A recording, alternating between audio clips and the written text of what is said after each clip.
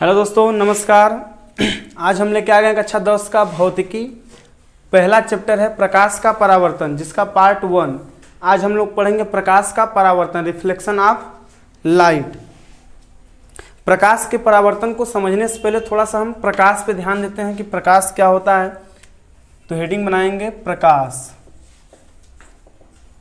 इसे बोलेंगे लाइट।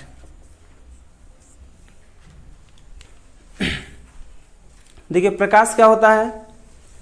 प्रकाश दरअसल में वह ऊर्जा है जिसके वजह से या जिसके कारण हमें कोई भी वस्तु का दृष्टि संवेदना होता है। यानी जैसे अगर हम कह दें कि केवल दिन के समय में, यानी सूर्य जब तक दिखाई देता है तब तक हमें कोई भी वस्तु अपने आप दिखाई देती है, और सूर्य के ढल जाने पर, अस्त हो जाने पर, रात्रि के समय वह वस्तु बिना प्रकाश के हमें दिखाई नहीं देता।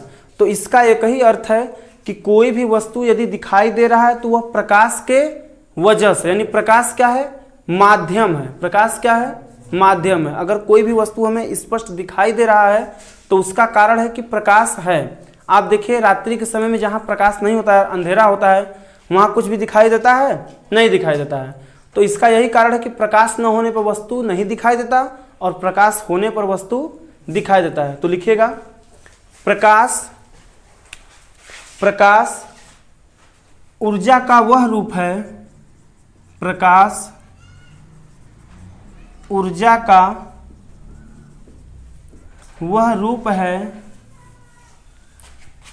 जिसके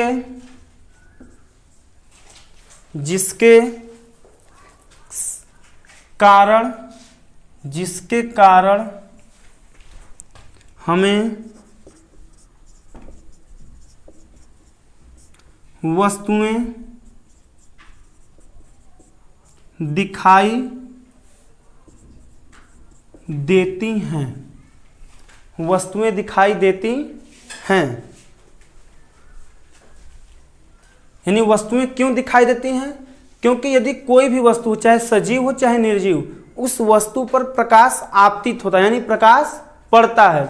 जब प्रकाश उस वस्तु पर आपतित होता है तो परावर्तन के, किसके, परावर्तन के बाद उससे, उस वस्तु से परावर्तन के बाद प्रकाश हमारे आंखों पर पड़ता है। कहाँ पड़ता है? आंखों पर। तो आंखों में उस वस्तु का प्रतिबिंब बनता है जिसकी वजह से हमें वह वस्तु दिखाई देती है। तो लिखेंगे, क्या लिखेंगे आगे?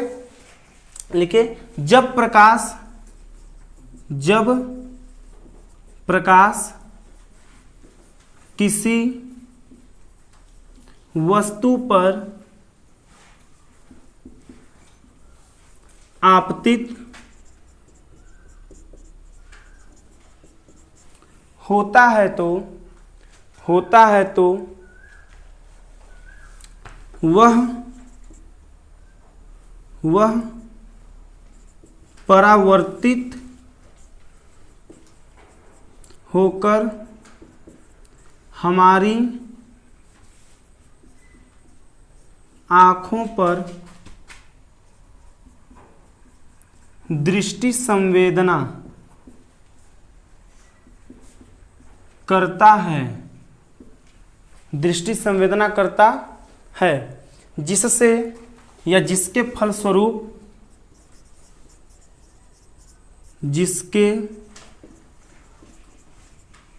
फलस्वरूप वस्तु हमें दिखाई देती है। यानी प्रकाश क्या है? प्रकाश एक माध्यम है। प्रकाश क्या है? एक माध्यम है जिसकी सहायता से हमें वस्तुओं का ज्ञान होता है। हमें वस्तु का पता चलता है कि ये वस्तु है, यहाँ मेज है, यहाँ कुर्सी है, यहाँ घर है, मकान है, पेड़ है, पौधे हैं, कोई भी वस्तु क्या है, उसका हमें ज्ञान कौन कराता है? प्रकाश। ठीक है। ये प्रकाश दरअसल में कहाँ से उत्पन्न होता है? इसका कहीं ना कहीं सोर्स होगा, यानी स्रोत होगा। तो प्रकाश का लिखते हैं स्रोत। क्या हेडिंग लिखेंगे? प्रकाश के स्रोत। इंग्लिश में क्या लिखेंगे? Light of sources. Light of sources, यानी प्रकाश के स्रोत। देखिए प्रकाश के जो स्रोत होते हैं वो भी दो प्रकार के होते हैं। एक होते हैं दीप्त या प्रदीप्त बोलते हैं, दूसरा होते हैं अदीप्त या अप्रदीप्त। अब दीप्त और अदीप्त क्या होते हैं? दीप्त का मतलब वह प्रकाश स्रोत जो स्वयं प्रकाश उत्सर्जित करते हैं, यानी ऐसे प्रकाश स्रोत जिससे स्वयं का प्रकाश का उत्सर्जन हो। ठीक है, वो जैसे सूर्य हो गया, सूर्य का अपना खुद का प्रकाश है।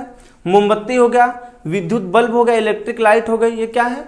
यह स्वयं प्रकाश को उत्सर्जित करते हैं, बाहर निकालते हैं। ये क्या हो गए? प्रदीप्त। क्या कहेंगे? दीप्त या प्रदीप्त। इंग्लिश में बोलते हैं लुमिनस। क्या बोलते हैं? लुमिनस, आप नाम सुने होंगे। और अदीप्त क्या होते हैं? यानी वे जो स्वयं प्रकाश का उत्सर्जन नहीं करते बल्कि किसी दूसरे प्रदीप्त वस्तु से प्रकाश लेके फिर क्या करते हैं? प्रकाश देते हैं। जैसे चंद्रमा, चंद्रमा का खुद का प्रकाश नहीं होता है, पता है आपको? चंद्रमा का खुद का प्रकाश नहीं होता है। चंद्रमा क्या करता है? दिन भर सूर्य से कह सकते हैं चार्ज होता है। क्या होता है? सूर्य से प्रकाश ग्रहण करता है, फिर रात्रि में सूर्य के अस्त हो जाने पर रात्रि में वह हमें दिखाई देता है, या यूं कह लें कि उससे प्रकाश पृथ्वी पर आता है। समझ गए? और भी कई हैं, तो लिखेगा इसमें पहला नंबर क्या हो जाएगा? दीप्त प्रकाश स्रोत। दीप्त प्रकाश स्रोत, इसे इंग्लिश में क्या बोलेंगे? लुमिनस। क्या बोलेंगे? लुमिनस, NOUS, लुमिनस लाइट ना।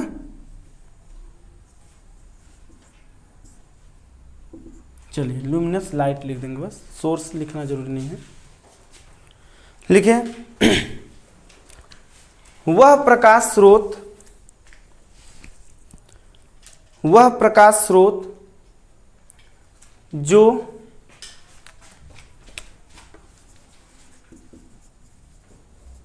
वह प्रकाश स्रोत जो स्वयं प्रकाश का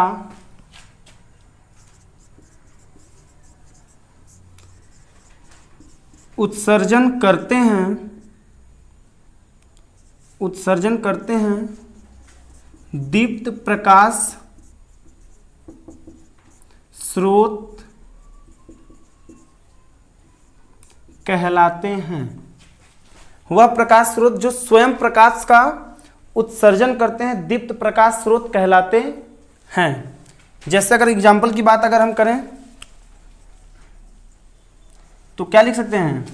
सूर्य हो गया पहले नंबर पर, तारे हो गए, सूर्य भी एक तारा है, ठीक है ना। अच्छा, तारे जो रात्रि में हमें दिखाई देते हैं वो भी क्या है? स्वयं प्रकाश उत्सर्जित करते हैं, परंतु उनसे इतना कम प्रकाश आ पाता है कि दिन में सूर्य की अपेक्षा बहुत कम होता है। वो सूर्य के आगे उनका प्रकाश एकदम कम होता है, इसलिए नहीं दिखाई देते हैं, और सूर्य के चले जाने पर फिर रात्रि में हमें चमकते हैं। यानी तारे दिन में भी दिखाई देते हैं, लेकिन सूर्य के अधिक प्रकाश की वजह से हुआ क्या होते हैं? नहीं दिखाई देते हैं। तारे हो गए। मोमबत्ती लिख सकते हैं, क्या लिख सकते हैं? मोमबत्ती, कैंडल लिख सकते हैं। फिर विद्युत बल्ब लिख सकते हैं, क्या लिख सकते हैं? विद्युत बल्ब, ठीक है, इत्यादि कह सकते हैं। हो गया इतना। अब सेकंड नंबर है अदीप्त प्रकाश स्रोत। क्या हो जाएगा? अदीप्त प्रकाश स्रोत, अदीप्त प्रकाश स्रोत। अब ये लुमिनस था, अब इसमें नन जोड़ देंगे। क्या जोड़ देंगे? Non luminous light. वह प्रकाश स्रोत, वह प्रकाश स्रोत जो स्वयं प्रकाश का उत्सर्जन नहीं करते बल्कि किसी दूसरे दीप्त प्रकाश स्रोत से प्रकाशित होते हैं अदीप्त प्रकाश स्रोत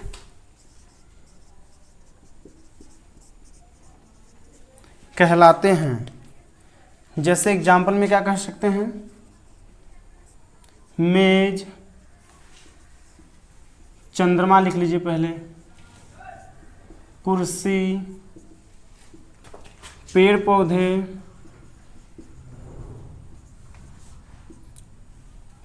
मनुष्य भी लिख सकते हैं। और मनुष्य क्या बल्ब लगा होता है क्या हम लोग के अंदर, मनुष्य इत्यादि, ठीक है।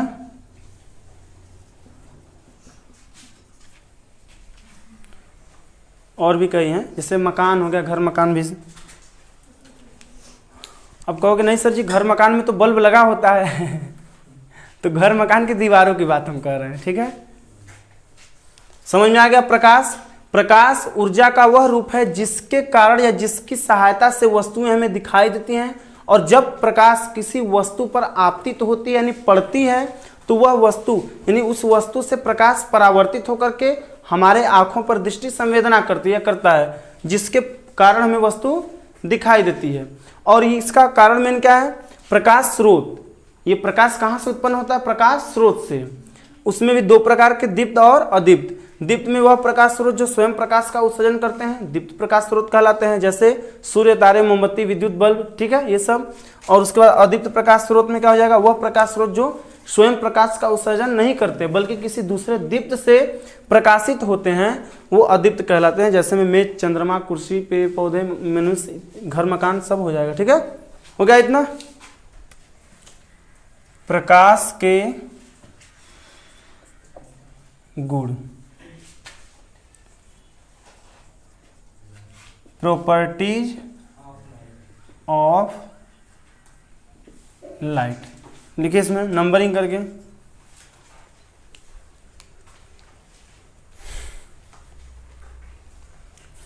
अच्छा, जैसे अगर हम आपसे पूछ लें कि प्रकाश आपको तो जैसे सूर्योदय इस समय है तो आपको दिखाई दे रहा है, क्या आप पृथ्वी से बाहर अंतरिक्ष में गए तो सूर्य आपको दिखाई देगा या सूर्य का प्रकाश दिखाई देगा? क्यों नहीं दिखाई देगा? क्योंकि वहां पर माध्यम नहीं है। यानी माध्यम होने पर ही प्रकाश का दिखाई देना संभव है, ठीक है। क्योंकि प्रकाश जब चलता है तो माध्यम के कणों को प्रकाशित करता है। क्या करता है? माध्यम के कणों को भी क्या करता है? प्रकाशित करता है, चमकदार बनाता है। अगर माध्यम नहीं होगा तो फिर वह कोई कण होगा ही नहीं वहां, तो किसे प्रकाशित करेगा, ठीक है। तो पहला नंबर लिखिए। पहले नंबर में प्रकाश स्वयं अदृश्य होता है। प्रकाश स्वयं अदृश्य होता है। प्रकाश स्वयं अदृश्य होता है, परंतु इसकी उपस्थिति में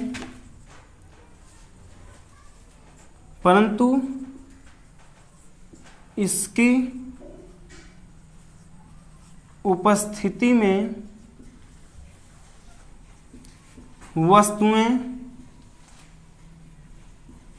दिखाई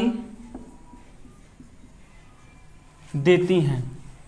परंतु इसकी उपस्थिति में वस्तुएं दिखाई देती हैं, ठीक है। इसी प्रकार से दूसरा नंबर क्या लिखेंगे? लिखिए प्रकाश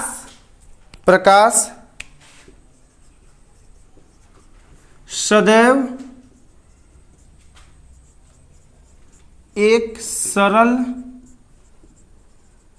रेखा में गति करता है। अगला नंबर क्या हो जाएगा? प्रकाश क्या करता है? सदैव एक सरल रेखा में गति करता है। अगला नंबर, प्रकाश के संचरण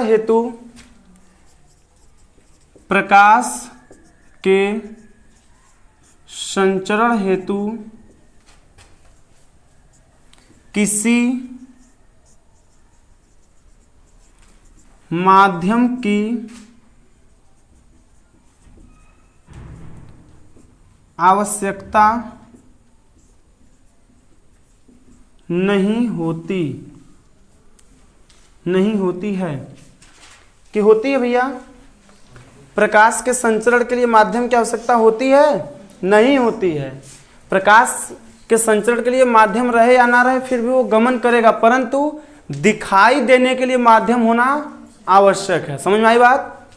जैसे आप देखिए, सूर्य और पृथ्वी के बीच में तो माध्यम नहीं, अंतरिक्ष है, तो वहां से प्रकाश तो आता ही ना है, लेकिन बाहर दिखाई नहीं देगा। दिखाई कहाँ देगा? पृथ्वी के अंदर, पृथ्वी के वायुमंडल में जब प्रकाश आएगा तभी दिखाई देगा। लिखेंगे प्रकाश के संचरण हेतु किसी माध्यम की आवश्यकता नहीं होती। जबकि लिखेंगे निर्वात में प्रकाश की चाल 3×10⁸ मीटर प्रति सेकेंड होती है।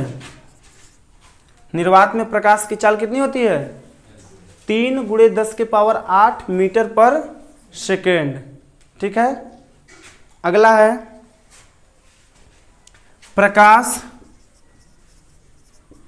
प्रकाश विद्युत चुंबकीय। प्रकाश जो है विद्युत चुंबकीय तरंगों के रूप में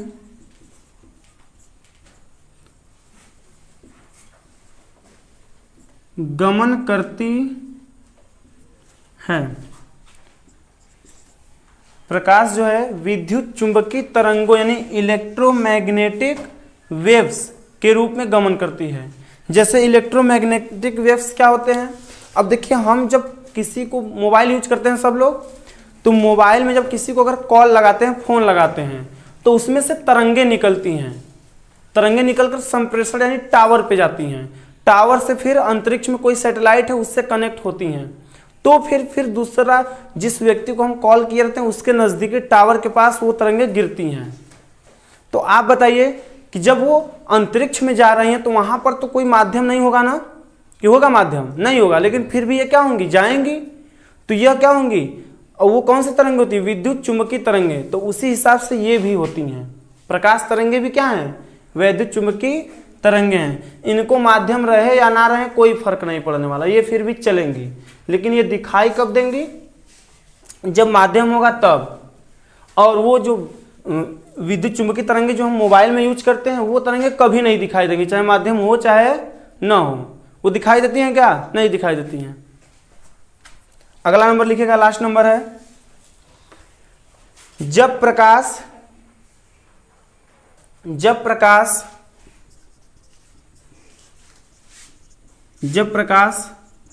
एक माध्यम से दूसरे माध्यम में प्रवेश करता है तो वह अपने मार्ग से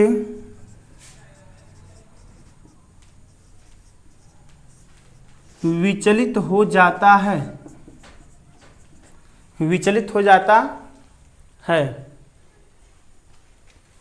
अच्छा, एक और लिख लीजिएगा, लास्ट नंबर है, प्रकाश का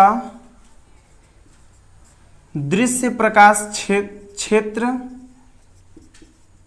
यानी जिस क्षेत्र में हमें वस्तुएं स्पष्ट दिखाई देती हैं उसे क्या बोलते हैं? दृश्य प्रकाश क्षेत्र। कितना होता है? कोई बताएगा? प्रकाश का दृश्य प्रकाश क्षेत्र 4000 एंगस्ट्रॉम से 8000 एंगस्ट्रॉम के बीच होता है। कहीं कहीं आपको 3800 मिलेगा, 7800 मिलेगा, ठीक है ना? उसमें कोई दिक्कत नहीं, लगभग ये होता है। क्या होता है? लगभग इतना होता है। प्रकाश का दृश्य प्रकाश क्षेत्र 4000 से लेकर के 8000 एंगस्ट्रॉम के बीच होता है। ठीक, यानी न्यूनतम क्या होता है तरंग दर 4000 और मैक्सिमम 8000। इससे कम या अधिक होगा तो वस्तु हमें स्पष्ट नहीं दिखाई देगी। ठीक है, और इतने के बीच में रहेगा तो वस्तु स्पष्ट दिखाई देगी। ठीक है ना, प्रकाश के गुण हो गया। अब क्या पढ़ेंगे हम लोग, प्रकाशिक माध्यम थोड़ा सा पढ़ लेते हैं। लिख ली सब लोग ने जी?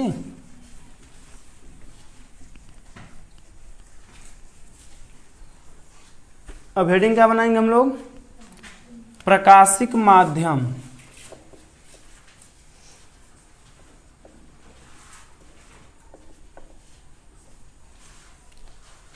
प्रकाशिक माध्यम, इसको क्या बोलेंगे इंग्लिश में, ऑप्टिकल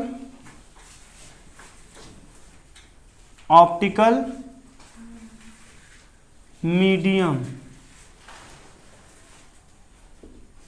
ऑप्टिकल मीडियम।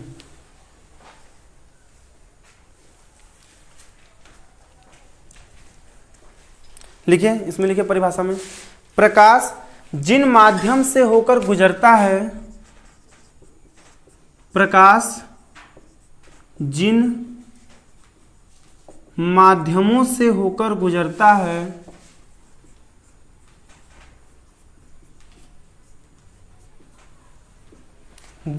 है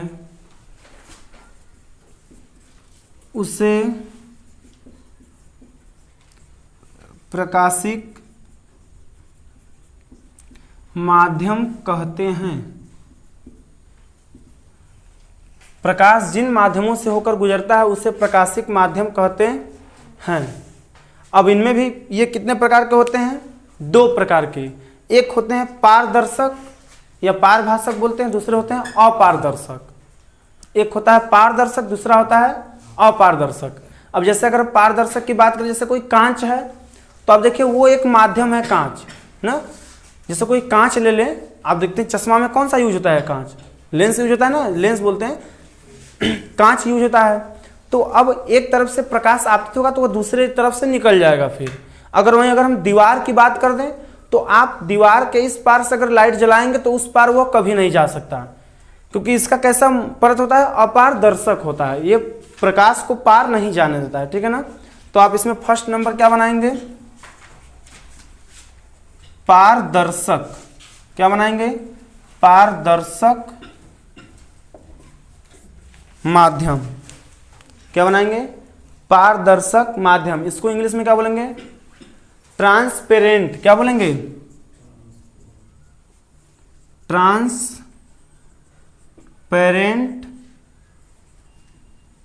मीडियम। Transparent medium.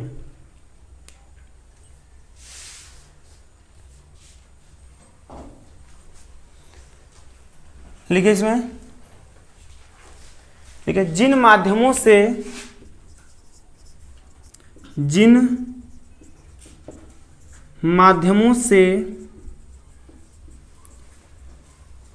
प्रकाश आपतित होकर, जिन माध्यमों पर लिखे, जिन माध्यमों पर प्रकाश आपतित होकर, जिन माध्यमों पर प्रकाश आपतित होकर अधिकांश भाग, जिन माध्यमों पर प्रकाश आपतित होकर अधिकांश भाग बाहर निकल जाता है, बाहर निकल जाता है, उसे पारदर्शक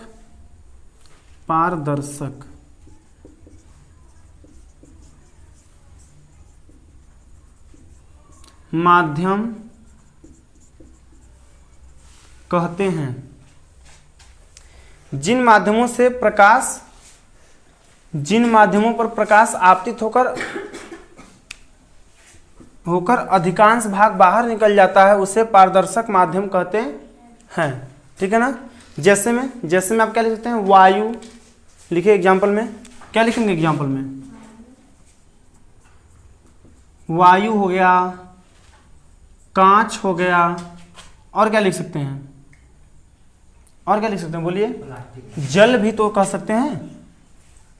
जल भी कैसा है, हाँ साफ जल, स्वच्छ जल रहेगा, स्वच्छ जल ना, स्वच्छ जल इत्यादि। क्योंकि जल क्या होता है, रंगहीन होता है, कोई रंग तो होता नहीं है, तो उसमें कोई भी कलर जाएगा तो वो कलर बाहर निकल सकता है। अभी नहीं कि नहीं खूब बहुत ज़्यादा जल ले लिए, थोड़ा बहुत जल के माध्यम को, ठीक है। सेकेंड नंबर, अपारदर्शक माध्यम। अपारदर्शक माध्यम, अपारदर्शक को क्या बोलेंगे, ट्रांसलूसेंट। क्या बोलेंगे इंग्लिश में, ट्रांस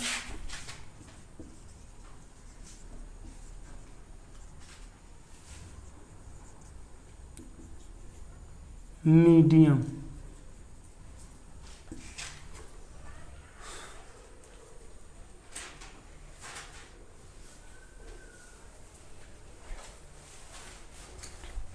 अब इसमें क्या होगा, जिन माध्यमों पर प्रकाश आपतित होकर अधिकांश भाग को बाहर नहीं निकाल पाता है, क्या करता है, यहां निकाल दे रहा था, अब इसमें क्या करेगा, अधिकांश भाग को रोक लेता है, बाहर नहीं निकलने देता है, क्या कहलाएगा, तो लिखेगा जिन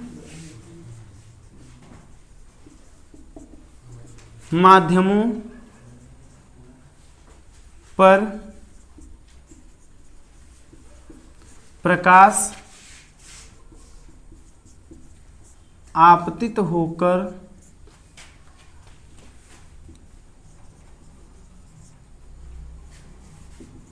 अधिकांश भाग को बाहर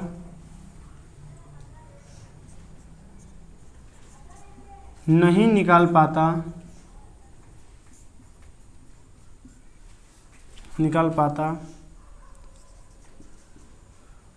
अपारदर्शक माध्यम कहलाता है। अपारदर्शक माध्यम कहलाता है। जैसे में क्या लिखेंगे एग्जाम्पल में, जैसे हम कह दें लकड़ी, लोहा यानी कोई धातु हो जाए, क्या हो जाए, गंदा जल, गंदला जल, और क्या लिख सकते हैं, हाँ दीवारें इत्यादि, ठीक है, दीवारें इत्यादि। प्रकाशिक माध्यम क्या होता है, प्रकाश जिन माध्यमों से होकर गुजरता है उसे प्रकाशिक माध्यम कहते हैं। अब ये माध्यम दो प्रकार के होते हैं, एक होता है पारदर्शक, पारदर्शक माध्यम यानी जिन माध्यमों पर प्रकाश आपतित होता है और आपतित होकर के अपने अधिकांश भाग को बाहर निकाल देता है ना, बाहर निकाल देता है या उससे निकल जाता है, उसे पारदर्शक माध्यम कहते हैं। जैसे में वायु, कांच, स्वच्छ जल इत्यादि हो गया।